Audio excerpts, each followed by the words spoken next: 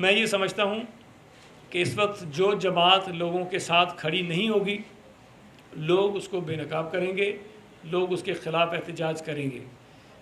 PTI तो चूँकि इस वक्त मुजरिम है, पीटीआई तो इस वक्त एक मुआशी दहशतगर्द बनी हुई है इस मुल्क की सबसे बड़ी, लेकिन जो जमातें उनके साथ इत्तेहाद में हैं और चंद वजारतों के सिर्फ चक्कर में वो अवाम दुश्मनी के फैसलों में अपने आप को शामिल कर रहे हैं, वो सबसे बड़े गुनहगार हैं। बिलावल हाउस में मीडिया सेल में प्रेस कॉन्फ्रेंस करते हुए वजीर बल्दियात सिंध सईद गनी ने कहा कि सिंध हुकूमत ने इस साल के बजट में कराची के लिए 125 अरब रुपए की रकम मुख्तस की गई है। कराची में सिर्फ लोकल गवर्नमेंट के 36 अरब रुपए की स्कीमें हैं, जिनमें से 55 स्कीमें वाटर एंड सेवरेज की हैं। पीपल्स पार्टी जब से हुकूमत में आई और ख़ास तौर पर पिछले 3-4 बरसों में जब से MQM हमारे साथ हुकूमत में शामिल नहीं है, उन बरसों में अगर आप देखें तो पीपल्स पार्टी ने कराची शहर में बड़ी तेज़ी से तरक्याती काम करवाए हैं और वो जारी भी हैं। जब 11 बरस की बात की जाती है तो MQM पता नहीं क्यों वो 4, 4.5 साल, 5 साल अपने भूल जाती है जब वो हुकूमत में हमारे साथ शामिल थे। और अमली तौर पर कराची और हैदराबाद में तमाम के तमाम काम MQM के ही हवाले थे, चाहे वो मुस्तफ़ा कमाल का दौर हो, चाहे वो मुस्तफ़ा कमाल का दौर ख़त्म होने के बाद जो एडमिनिस्ट्रेटर्स लगे उनकी बात हो, चाहे इनके पास जो वजारतें थी वो बात हो, या इशरतुल इबाद जो गवर्नर रहे सिंध के उनकी बात हो, तो कराची के मामलात में पीपल्स पार्टी की मदाखलत जो है वो बहुत कम हुआ करती थी जब तक MQM जो है हमारी इत्तेहादी रही है।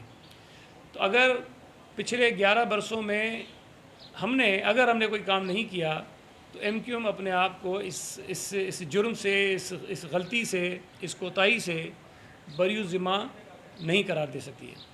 MQM भी उसमें फिर जिम्मेदार है। वफाकी हुकूमत के कराची के 162 अरब रुपए के तरक्याती कामों के दावों में से वफाकी बजट में कराची के लिए सिर्फ 12 अरब रुपए मुख्तस किए गए हैं। कराची में आसानी के साथ मैं कह सकता हूँ कि 125 अरब से ऊपर के मंसूबे हैं जो कराची के लिए हैं सिर्फ, और दूसरी तरफ जो वफाकी हुकूमत है जो दावा करती है कि हम कराची के लोगों को तरजीह देंगे और 162 अरब रुपये देंगे, उन्होंने सिर्फ 12 अरब रुपये रखे हैं। सूबाई हुकूमत में हमने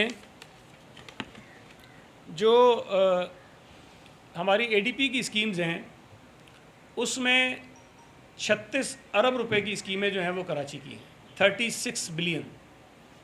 उससे हटके 12.6 अरब रुपए की फ़ॉरेन प्रोजेक्ट असिस्टेंस की स्कीमें हैं जो मुख्तलिफ जो इंटरनेशनल डोनर्स हैं, जो फाइनेंशियल इंस्टीट्यूशंस हैं, उनकी सपोर्ट से जो काम हम कर रहे हैं कराची में, उन पर लागत जो है वो 12.6 अरब रुपए है।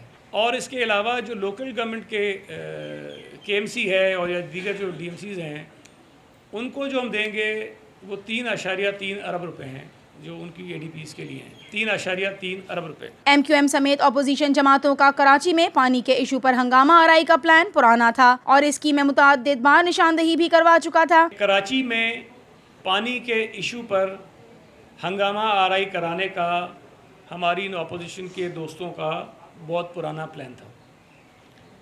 ये MQM इसको लीड करेगी, लेकिन ये PTI के इशारे पे हो रहा है। पूरे मुल्क में लोग महंगाई से बेचारे मारे जा रहे हैं, उनकी कमर टूट गई है, रोज़मर्रा इस्तेमाल की अशिया बेइंतहा महंगी हो गई हैं।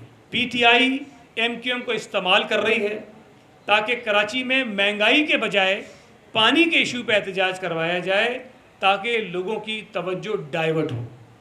और मैं समझता हूँ कि अगर MQM ये करेगी तो ये पूरे मुल्क के उन लोगों के साथ ज़्यादती और दुश्मनी होगी, और सिर्फ एक वजारत और हुकूमत के मज़े लेने के लिए जो मुलाजमत वो कर रहे हैं PTI की, वो उनके किसी भी तरह हक में नहीं है। सिंध असेंबली में अपोजिशन अरकान ने K4 और S3 मंसूबे पर सिंध हुकूमत को तनकीद का निशाना बनाया, लेकिन इस मंसूबे में जितनी संजीदा सिंध हुकूमत है, इतनी संजीदा ना वफाकी हुकूमत है और ना ही इस शहर के दावे करने वाली जमातों के वो अरकान जो आज वफाक का हिस्सा हैं। K4 में भी सिंध हुकूमत की संजीदगी आपको नज़र आती है कि हमने यहाँ तक कहा है कि अगर K4 को मुकम्मल करने में, अभी हम उसकी एग्जैक्टली लागत नहीं बता सकते कि जब वो मुकम्मल होगा तो कितना पैसा उस पर खर्च होगा, लेकिन हम ये कहते हैं कि अगर उस पर 80 अरब खर्च हों, 100 अरब खर्च हों मुकम्मल होने में, तो सिंध हुकूमत 50% शेयर जो उसका है वो देगी। तो वफाकी हुकूमत को भी कराची के लोगों के साथ इसी तरह की जो है वो ज़िम्मेदारी का मुजाहरा करना चाहिए कराची के लोगों के लिए कि अगर 12.5 अरब रुपए की कमिटमेंट पहले थी और अब उसमें इजाफा हो रहा है, तो कराची के लोगों को अब ये कह के नहीं ख़त्म कर सकते कि चूँकि पहले 25 का था, हमने कह दिया अब ये जितने का हो जाए हम नहीं देंगे पैसे। इससे गैर संजीदगी ज़ाहिर होती है, इससे कराची के अवाम के जो इश्यूज़ हैं उसको हल ना करने की जो नीयत है हुकूमत की, वो सामने आती है। पानी सिर्फ कराची नहीं बल्कि सिंध और पाकिस्तान के तमाम शहरों का मसला है। अलबत्ता कराची को हाईलाइट किया जा रहा है। आप मुझे बता दें कि सूबा सिंध का कोई एक शहर बताएं जहाँ पीने के पानी का मसला नहीं है। आप मुझे पूरे पाकिस्तान का कोई एक शहर बताएं जहाँ आप ये कहें कि 100% लोगों को पीने का साफ पानी मिल रहा है। कोई एक शहर बताएं, लाहौर बता दें मुझे, चलें इतना बड़ा शहर है। पेशावर बता दें जहाँ पिछले 6 साल से फरिश्तों की हुकूमत है, क्या वहाँ 100% लोगों को साफ पीने का पानी मिलता है? नहीं है। पानी का इशू इस पूरे मुल्क का इशू है, हर शहर का इशू है। कराची चूँकि ज़्यादा लोगों की नज़रों में रहता है, मीडिया पे ज़्यादा इसकी ख़बरें आती हैं, इसलिए हाईलाइट ज़्यादा हो जाता है। हम कोशिश कर रहे हैं, हम जो डिसैलिनेशन है उस पर भी काम कर रहे हैं। ये हमने नहीं कहा कि हम नहीं कर रहे हैं, उस पर भी काम कर रहे हैं। और मैं इस बात पे 100% यकीन से कह सकता हूँ कि कराची के मुस्तकबिल में पीने का अगर कोई पानी के मसले का हल अगर है तो वो डिसैलिनेशन है। जो टैंकर के ज़रिए पानी लोग ले रहे हैं उनको पानी डिसैलिनेशन के मुकाबले में महंगा पड़ता है। मैं गुजारिश ये करूँगा शहरियों से कि वो Karachi water and sewerage board के जो बिल हैं उनकी अदायगी का सिलसिला शुरू करें। मैं आज भी कह सकता हूँ कि केबल का जो बिल आप देते हैं माहाना घर का, उसके मुकाबले में पानी का बिल शायद 20% भी नहीं होगा। केबल हम नहीं देखेंगे तो खुदा ना खास्ता मर नहीं जाएंगे, लेकिन अगर हम पानी नहीं पिएंगे तो हमारी जान भी जा सकती है।